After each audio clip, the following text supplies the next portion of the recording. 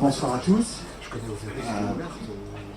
Arnaud Leclerc, je suis directeur de cette message. C'est le titre de la Maison des Sciences de l'Homme Ange Lupin que je suis heureux de vous accueillir et pour finalement porter un événement que je trouve trop rare dans l'univers de la recherche. C'est-à-dire que très souvent, quand on dépose un projet petit ou grand, on attend la décision. Au moment, lorsque la décision arrive, youpi, merveilleux, mais ça se partage à quelques-uns généralement. Et puis quand on arrive à la phase de lancement, c'est-à-dire on déroule, et jamais on prend le temps de réunir toutes celles et ceux qui sont dedans, qui l'ont porté, et prendre le moment de passer un temps ensemble, y compris pour découvrir un peu plus le contenu du projet lui-même, puisque pour beaucoup qui ont eu à connaître ce projet, ça a été un cycle, ça a pu être des budgets, ça a pu être des dossiers, et pas nécessairement le contenu intellectuel qui va nous intéresser, que John va présenter.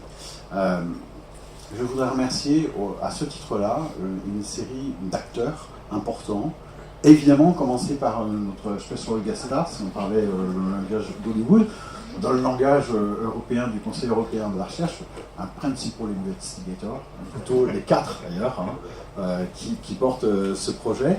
Juste rappeler, la France en 2018, c'est 55 ERC, donc bourse du Conseil européen de la recherche, tout confondu, 55 seulement, 7 dans le domaine des sciences humaines et sociales. Et si je prends le plus grand, un médaille d'or, c'est-à-dire celui-ci, le Synergy Grant, un seul dans le domaine des SHS qui soit porté dans une université française, John Toman.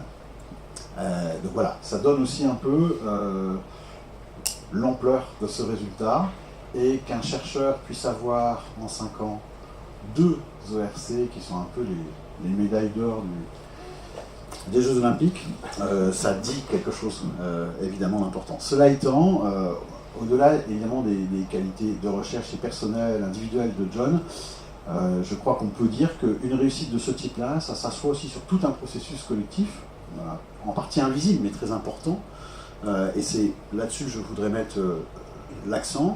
C'est d'abord un laboratoire de recherche derrière, qui quand même parie sur la question de l'histoire religieuse, et en l'occurrence de l'histoire de l'islam depuis 15 ans quasiment.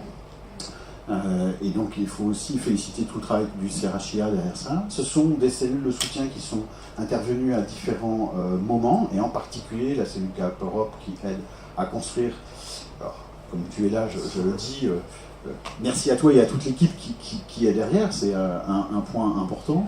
Ne l'oublions pas non plus, dans ce genre de construction, il y a des directions à la présidence de l'université qui jouent un rôle important dans la phase de montage, dans la phase de soutien, dans la phase de décision de mise en œuvre maintenant, et on verra dans la phase de supervision et de contrôle ensuite. Je pense notamment à la direction de la recherche, et des partenariats. Et puis, il y a évidemment cette maison, la Maison des Sciences de l'Homme, dont le travail est à la fois d'héberger, d'accompagner, d'offrir une série de services, et en l'occurrence de gérer aussi ce grand projet. N'oublions pas non plus, j'ai dit c'est sur une longue période, il y a des financeurs derrière, je veux dire 2 mots d'eux, parce que si on regarde avec un rétroviseur, et tu me corriges si je dis des bêtises, je note un premier programme qui s'appelait Dynamique de la citoyenneté en Europe 2010-2013, où il y avait un volet sur le religieux, qui était déjà payé par la région à l'époque, le RC payé par l'Europe sur les minorités religieuses en Europe de 2010 à 2015, puis ensuite l'Institut du pluralisme religieux et l'athéisme, à nouveau financé par la région, jusqu'en 2020, et puis maintenant, ce projet EUQ, et donc vous voyez, sur 10 ans, on voit projet après projet, et en passant d'un financeur à l'autre, tantôt c'est la région, tantôt c'est l'Europe, tantôt c'est de l'argent de l'université, ou même parfois de la NSH, mais c'est ça aussi la vie d'un chercheur et d'un secteur de recherche. Enfin, in fine, parce que je n'ai pas parlé, le cœur du réacteur, c'est quand même des chercheurs au-delà du PI, c'est aussi le réseau de chercheurs, le réseau de doctorants, de postdocs, et ce programme-là, c'est évidemment ça qu'il va comporter. Je termine par remercier 3 personnes individuellement, parce qu'ils ont porté dans IPRA ce travail-là, et puis ils vont porter maintenant dans EUQ. C'est à la fois Nicolas Stefanini qui a été l'animateur d'IPRA, c'est Anna Christophe qui a continué ce travail-là, et aujourd'hui c'est Amanda qui va le faire à l'intérieur de EUQ. On est content de t'en voir parmi nous, et surtout sur un projet comme ça. Donc en tous les cas, merci à tous, et maintenant, parole à John pour présenter le contenu. Merci. Merci beaucoup à Arnaud. Et donc, je vais, alors, on a presque tout dit déjà sur la structuration, sur le genre. Donc, c'est Synergy Grants, c'est effectivement une nouvelle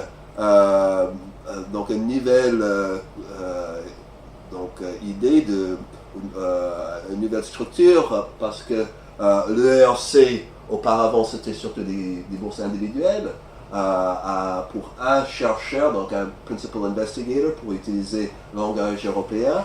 Et l'idée de Synergy Grant, c'est qu'on peut avoir jusqu'à 4 chercheurs qui se mettent ensemble.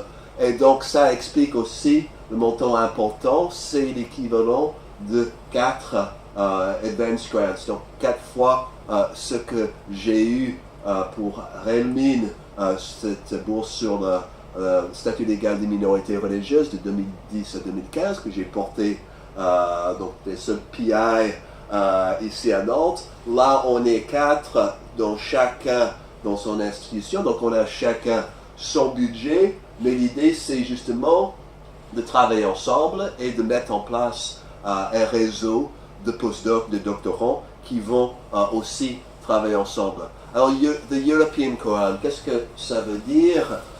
C'est ça qu'on va essayer, je vais essayer d'expliquer assez rapidement. Donc, notre objectif dans ce projet, c'est de documenter la place du Coran dans la formation culturelle et religieuse de l'Europe. Alors, quelques termes sur lesquels on va travailler, je ne vais pas vous les lire, mais vous comprenez donc qu'il y a à la fois un intérêt scientifique pour nous qui sommes chercheurs en histoire médiévale, histoire moderne, histoire des textes, histoire des idées. Toutes ces questions sont intéressantes. Évidemment, on est très conscient aussi de la charge culturelle et politique qui peuvent avoir ces sujets.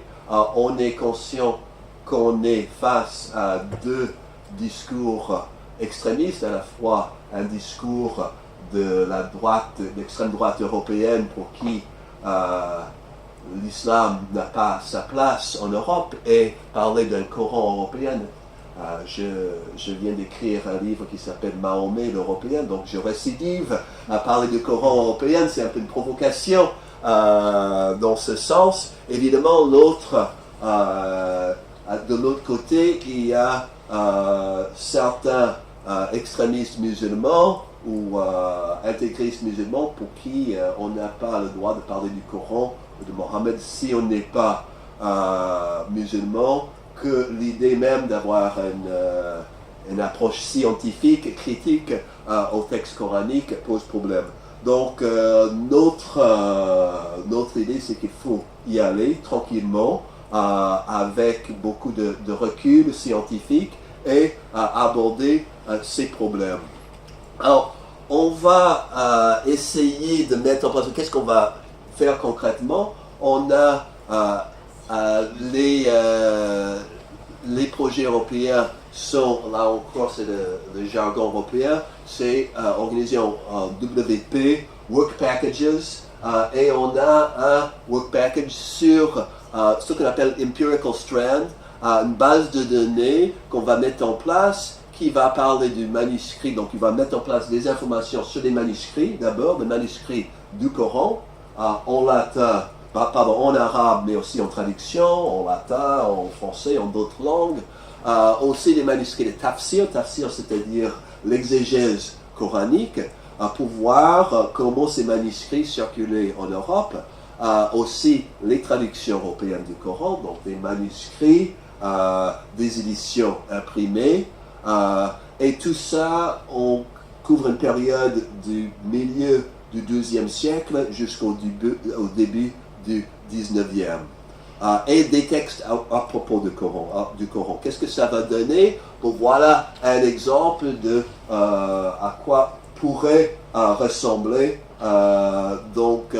une fiche dans notre base de données. Ici, on a un manuscrit arabe du Coran.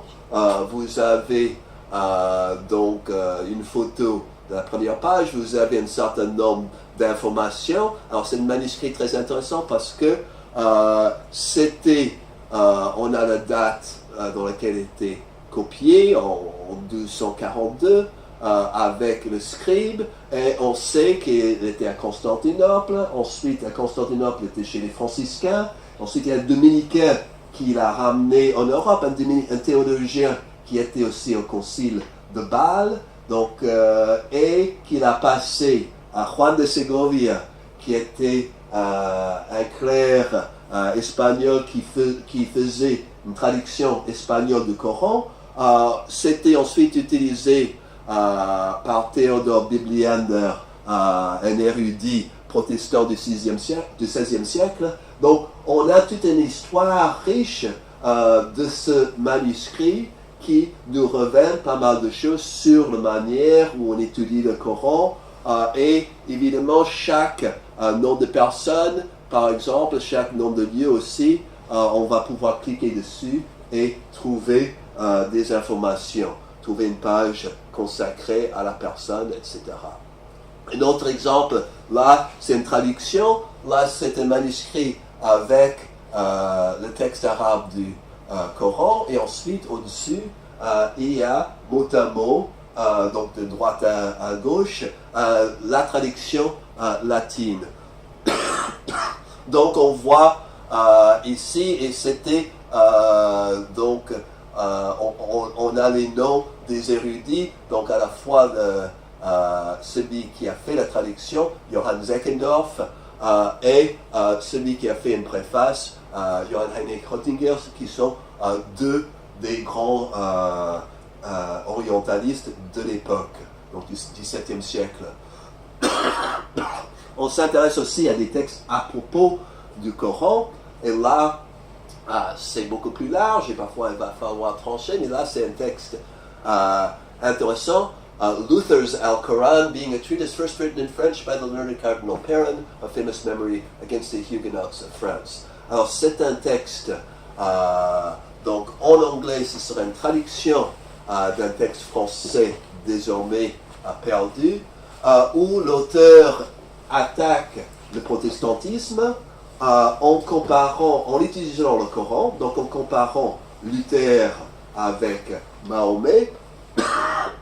Et donc on voit comment le texte du Coran pouvait intéresser les gens pour des raisons de polémique entre chrétiens, entre protestants et catholiques.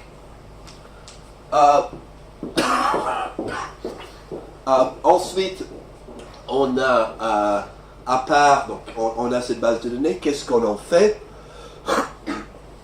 On a 3 work packages qu'on appelle Interpretive Strand, c'est-à-dire, là c'est vraiment essayer de comprendre la place du Coran dans la culture européenne à cette époque.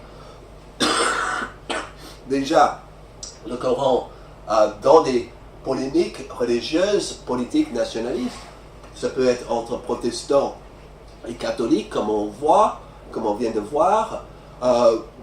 Le 4e, le Coran dans l'érudition, la littérature et la culture européenne. Et le 5e, le Coran produit par des communautés musulmanes minoritaires en Europe, c'est-à-dire des moriscos, des moderares ou moriscos en Espagne, les musulmans d'Espagne, chrétiennes, ou les musulmans convertis au catholicisme et leurs descendants. Il y a aussi, donc il y a des Corans, par exemple, qui sont en aramiano, c'est-à-dire de l'espagnol écrit en lettres arabes. Il y a des phénomènes similaires en différentes parties de l'Europe de l'Est.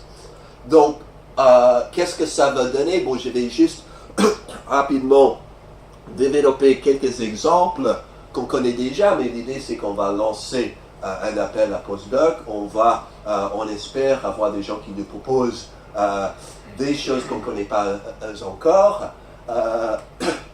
Donc, commençons avec un manuscrit d'une traduction latine du Coran, première traduction latine du Coran par Robert de Ketton en 1188. 43. C'est Pierre, abbé de Cluny, qui avait embauché cet Anglais Robert de Ketton, qui était en Espagne pour étudier l'astrologie. Il a été embauché pour traduire le Coran, parce que Pierre le Vénérable de Cluny voulait faire une réfutation de l'islam sur la base d'une traduction du Coran. Donc on voit cette volonté de traduire le Coran pour mieux combattre l'islam que ce Pierre de Cluny voyait comme une hérésie. Et donc cette traduction va circuler, il y a une trentaine de manuscrits latins au Moyen-Âge. Il y avait d'autres traductions médiévales, mais ça c'était le mieux connu. Et justement, 4 siècles plus tard, certain Théodore Bibliander, c'est à Bâle, donc un protestant théologien à Bâle, décide qu'il va publier cette version, cette traduction de Robert de Ketton, sauf que le conseil municipal de Bâle n'est pas d'accord et trouve qu'il ne faut pas publier cette œuvre hérétique, donc il jette l'imprimeur en prison. Heureusement, Bibliander fait intervenir Martin Luther lui-même, qui dit qu'il n'y a pas meilleure manière de combattre les Turcs que d'exposer à tous les mensonges de Mahomet.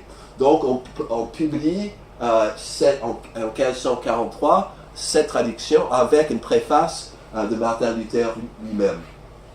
Donc si on avait peur de mauvaise lecture de ce Coran, juste 10 ans après, on aura un exemple parce que il y a Michel Servetus ou Michel Servet, c'est intellectuel catalan, médecin, philosophe et aussi théologien qui écrivait contre la Trinité, et il a lu le Coran dont justement l'édition de Bibliander, et il a trouvé des arguments dans le Coran qu'il a employés contre la Trinité.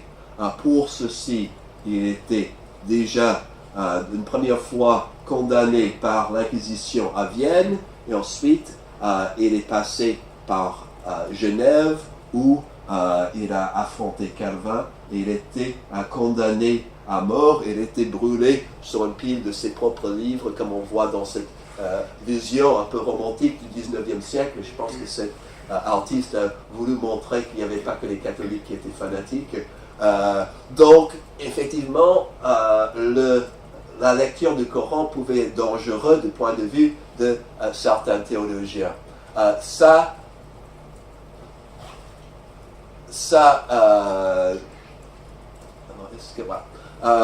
Donc, ça n'empêchait pas d'autres traductions. Cette édition latine de 1543 était traduite 4 ans plus tard, publiée en italien, même si ça dit que c'est une traduction de l'arabe. En fait, c'est une traduction du latin, et c'était un succès financier. Ces traductions de Coran, ça marchait bien. On sait que pas mal de personnes l'ont acheté. On sait entre autres que Montesquieu avait lu cette traduction. Et donc le Coran pouvait être, publier le Coran pouvait être lucratif. Cette même traduction italienne est ensuite traduite en allemand. La traduction allemande est traduite en néerlandais. Et donc on publie un peu partout en Europe.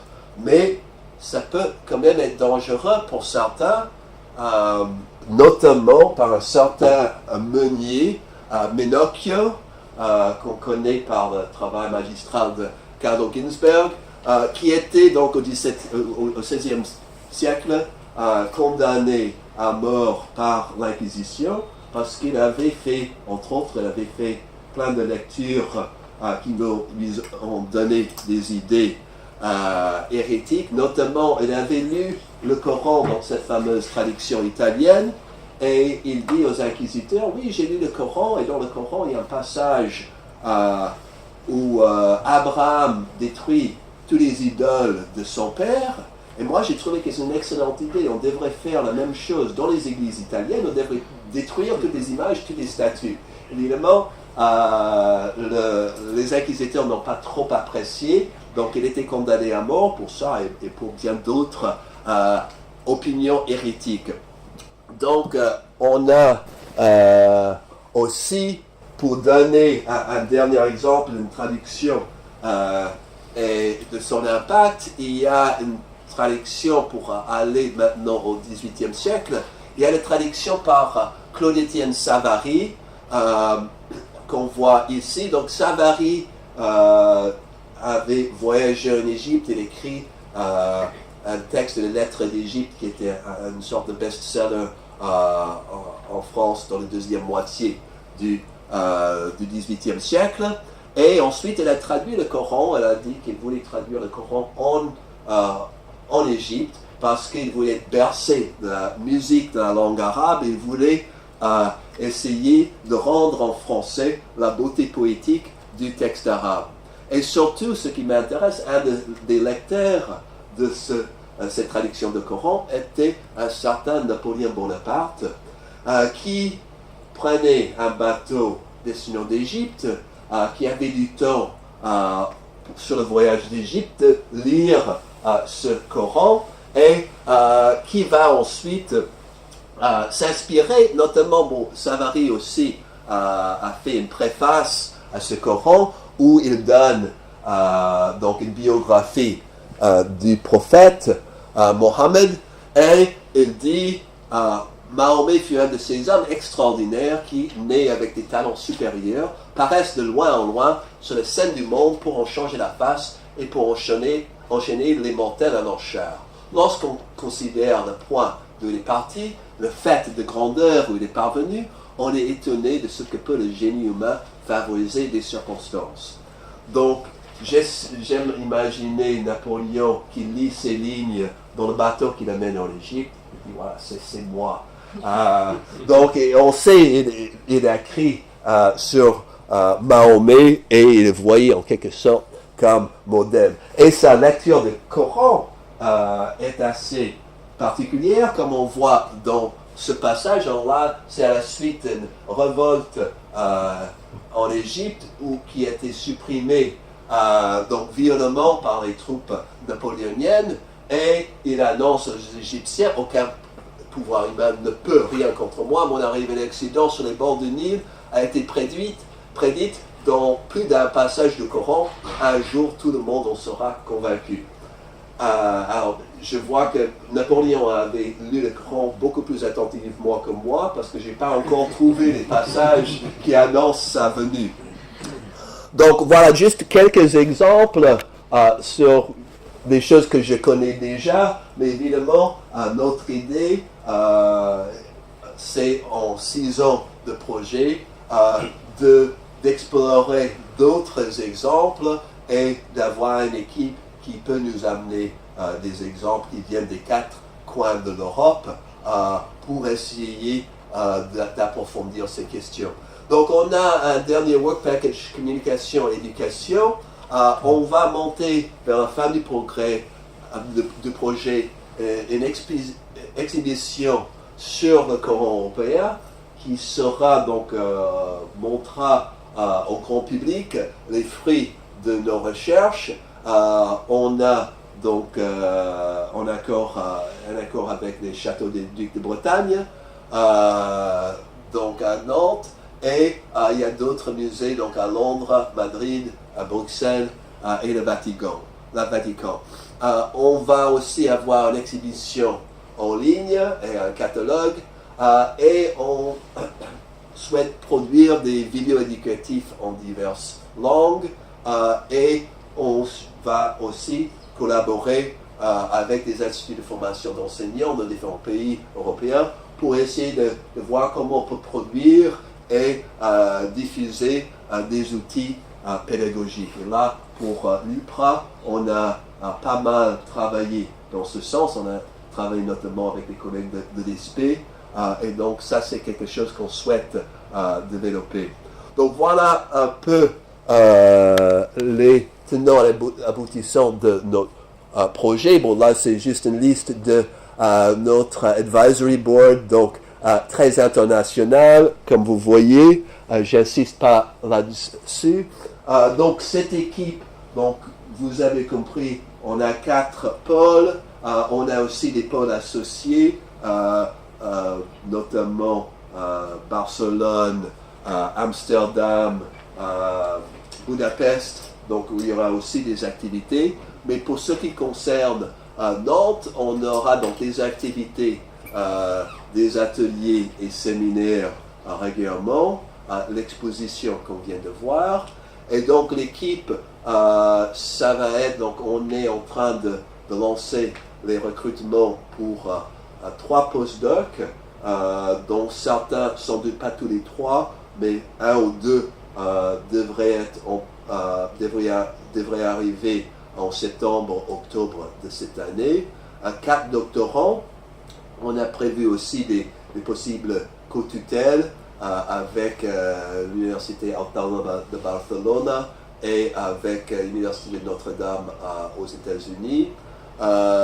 Donc 4 doctorants, c'est ça, pareil, ça peut être peut-être 2 selon la qualité des candidats, 2 ou 3 qui commencent en 2019 et d'autres qui peuvent commencer plus tard.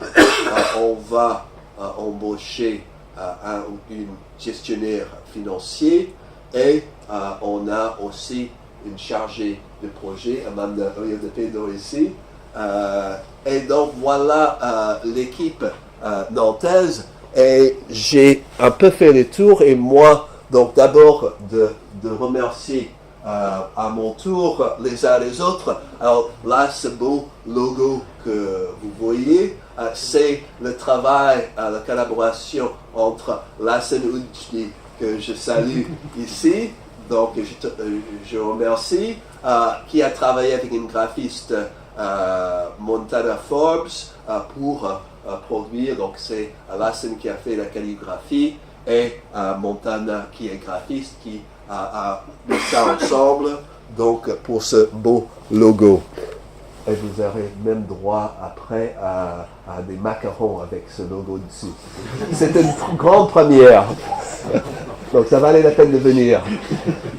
Donc, et je veux clore juste en remerciant nos différents partenaires, notamment la région Pays de la Loire qui a financé pendant 4 ans l'IPRA, l'Institut de pluralisme religieux et de l'athéisme.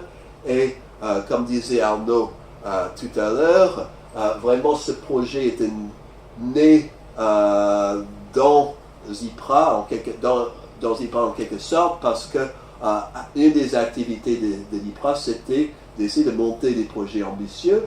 On l'a fait pour un certain nombre de projets. On n'a pas eu que des réussites, évidemment. On a eu quelques projets qui sont allés bien loin, qui ont été bien considérés, mais qui n'ont pas été financés.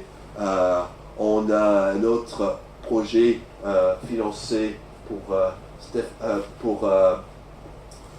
Sébastien Urbanski, qui est ici présent, donc qui aussi est né de l'IPRA. Donc c'est une des activités de l'IPRA, et sans IPRA, ce projet UQ n'aurait pas vu le jour.